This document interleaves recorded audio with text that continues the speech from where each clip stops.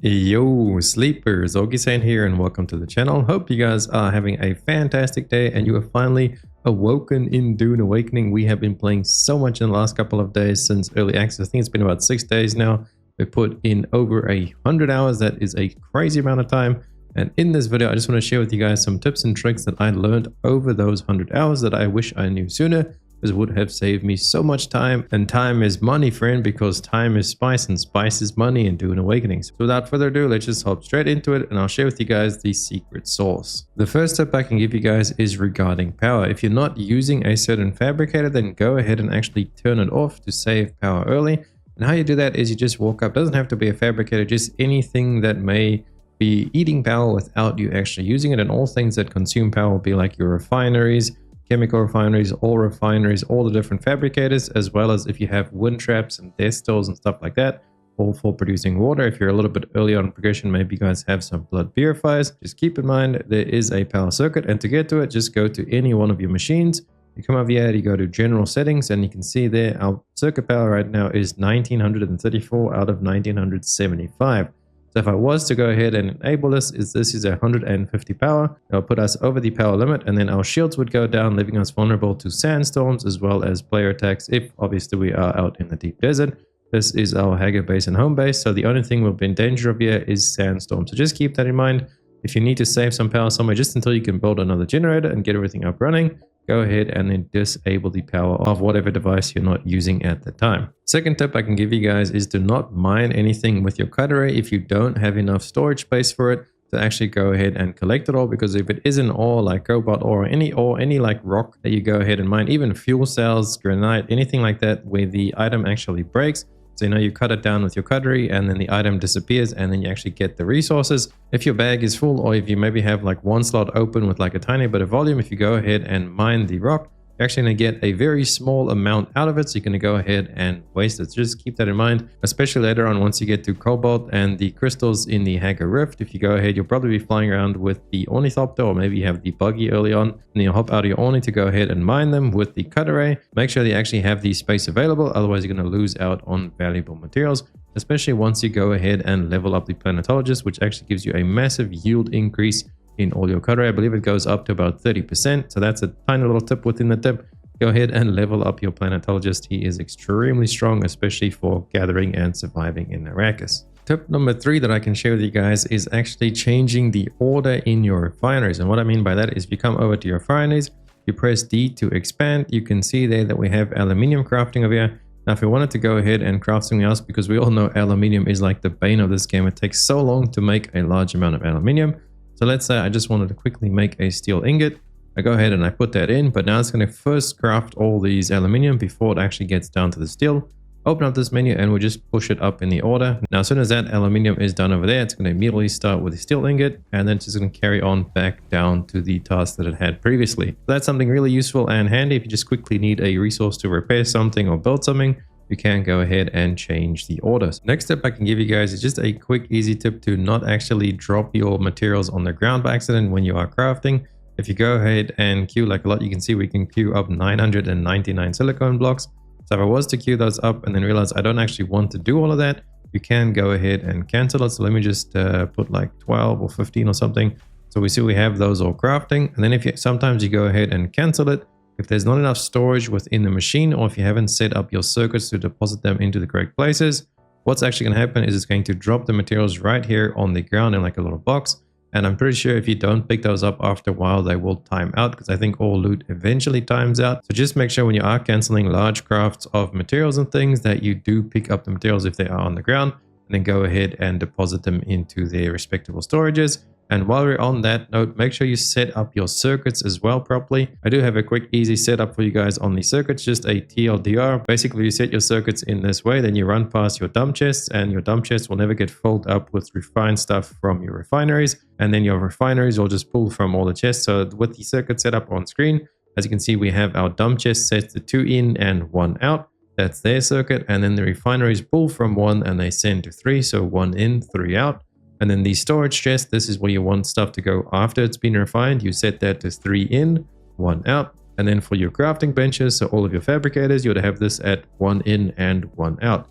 You have everything set up like that. It should stay nice and tidy. But if you guys want like a full breakdown and just a little bit more detail about how to set up that circuit, it probably won't be a very long video. Just let me know down below in the comments and I'll make a separate video just quickly explaining how we have that circuit set up so that your storage and everything just stays nice and tidy. And then another tip I can give you guys is actually regarding traveling, to make your traveling times around Augiesaint much faster by using the overworld map. I think a lot of people have actually overlooked this. But if you fly out to the edges of anywhere on Augiesaint, you will then enter the overworld map. And from here is where you get to the deep desert, which is why most people do it. So you fly out beyond the shield world and you go straight up to the deep desert. But instead of doing that, we're actually going to use this as a fast travel means around Augiesaint. As you can see in the background, we are flying and we're looking at our one base within Augiesaint, which is almost 6,000 meters away. But instead, if we turn around and go to the shield wall, that's only 1,500 or so odd meters away. So we fly there and we go out into the overworld. And now we actually fly back in at the 11 o'clock position because that's where our second base is located. Now we fly in here and our base is less than 1,000 meters away. So we just took that 6,000 meter flight down to a 1,500 meter flight and saved a lot of fuel, durability on our ornithopter, as well as just time overall for much quicker and faster traveling. So make sure you make use of the overworld map. It's very easy to get around the map in Augiesaint. Learn where all the different entry points actually go and put you in Augiesaint so you can then build bases around the edges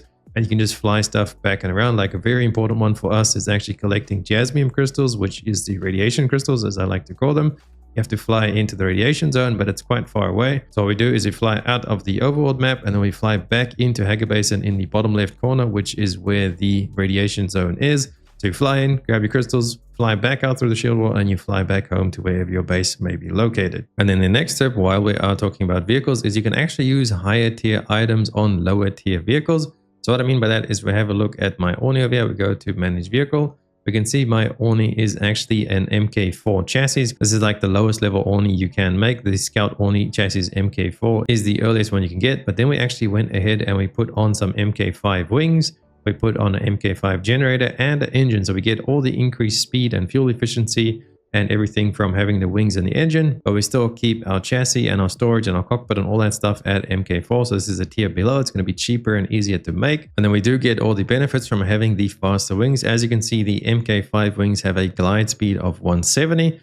If we go back to the previous Orni, the wings over there have a glide speed of 160. And then if we have a look at the MK4 engine, this is at 75. If we go back to the MK5 engine, this one actually has 95. So you gain all the speed benefits while still just keeping your earlier chassis. So it's a little bit cheaper to make. Obviously, it does have less durability and armor and all that stuff. But earlier on, when you are just getting to the higher tiers, this is what we have done to make our Ornis that much faster. And I'd highly suggest doing that as soon as you can. Upgrade your wings and your engine on your Orni. As well as with the buggy, we still have the base tier 3 buggy, but we just recently upgraded its storage and the cut array on the buggy. And that thing takes 2,500 storage right now, the volume, and we can just run around and fill it up within like 5 minutes, do a aluminium run.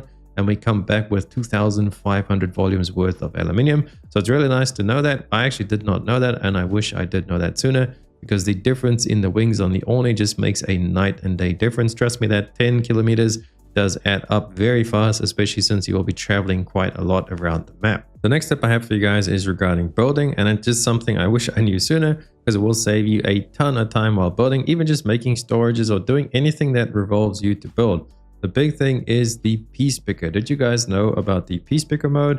Basically, you can just click any piece and you can duplicate it straight away. You don't have to look for the recipes or nothing like that. So you want to go ahead and increase your water storage. You go straight down, piece picker, plop. There you go. There is your next water storage. You want to do the same with your generator, even with the buildings. If you want to make some stairs, there you go. Now you have stairs available.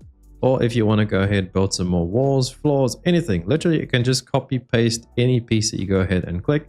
This is also useful for building storage. When you want to just increase your storage, you just ran out of storage, go down to your build tool, piece picker, pick up your storage, go ahead and craft another storage. Very quick and simple, but also easily overlooked if you don't look at that on your tool. And how you get there is by just equipping your building tool, and then you just right click to obviously scroll through different modes, and piece picker is right there. And the next tip I have for you guys is how Dew actually works to go ahead and collect Dew at the optimal time. Because collecting Dew early on, even in the late game, collecting Dew is very important, because we can run around right now with like 10 liter johns and we can gather 100,000 water or more depending on how many water containers you have with you, and this is all in a matter of minutes. You don't have to process the water at all, so it's literally just free water that you get right away. As long as you have containers for it, you bring it back to base, store it, and there you have a lot of water. So just a quick explanation of how the timer actually works on the Dune to get the optimal time. Now if you press T in the top right corner, you will see a little clock. How this works is it is round, and then the arrow is pointing towards the current time, and then it's going to just tick down clockwise, so it's going to tick in a circle. The arrow won't move, but the background will move, and as you can see right now, it is actually 2 o'clock. In this whole blue quadrant before that very light blue is 2 o'clock, is what we call it. This is the optimal time to go ahead and harvest dew. The final little blue tick there, the light blue, is the last little tick of night before it actually becomes morning. But then the big tick that we're currently in, the one just before the light blue, that's 2 o'clock. Go out there with your dew reaper. Make sure you guys have containers on you, and then just collect as much water as you can, because it's very easy to go ahead and get that. So never forget 2 o'clock. And then this also comes around every 30 minutes, because a day and night cycle in Dune Awakening is 30 minutes. The next thing I can share with you guys is, did you know that the crash ships actually have 3 lootable parts to them? On the left side, the right side, and then on top of them. Make sure you grab your cutlery, and then sometimes the door kind of bugs out after you cut it open and you just have to wait a little bit to grab it. Don't worry, you can usually grab all 3 within time before the sandworm gets you. That's if you are on an Orny. I think if you actually pull up to one of these on a sand bike, then you're better off actually grabbing 2 of them, leaving and then coming back to grab the 3rd one if you feel like it. Otherwise, if you feel safe, go ahead and try it, but I wouldn't risk it. Grab 2 on a bike. If you have the Orny, you can go ahead and grab all 3. Also, when you are looting these, make sure you turn off your shield, because if you have your shield while you are out on the sand, that will attract the worm almost instantly. So make sure you don't have your shield on while you are going ahead and gathering these. The next step I can give you guys is to not repair everything all the time. Wait until it fully breaks before you go ahead and repair it, because every time you do repair it, the durability goes down. If you come here to a repair station, when you click repair on the item, it's going to actually make this red go up, which is the durability. And once this durability is full, then it's going to be fully broken, as in you can never repair it again.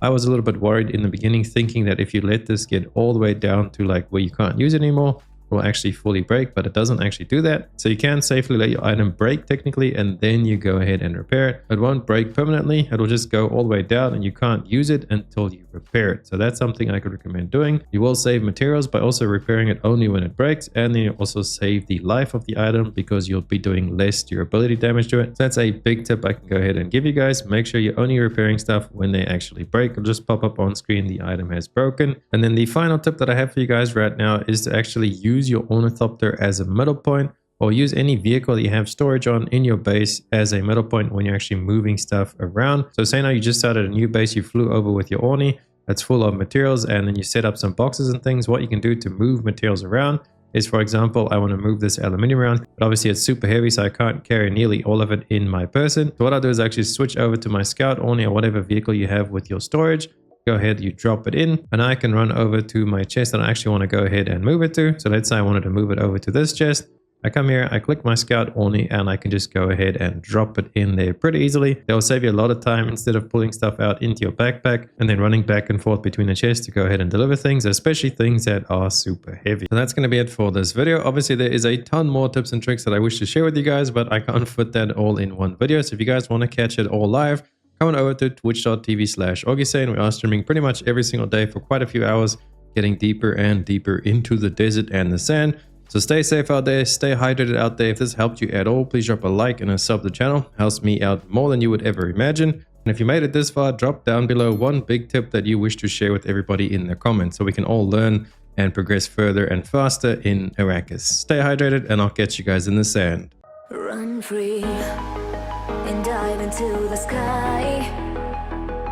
Hear the wind crying out its prayer while we're so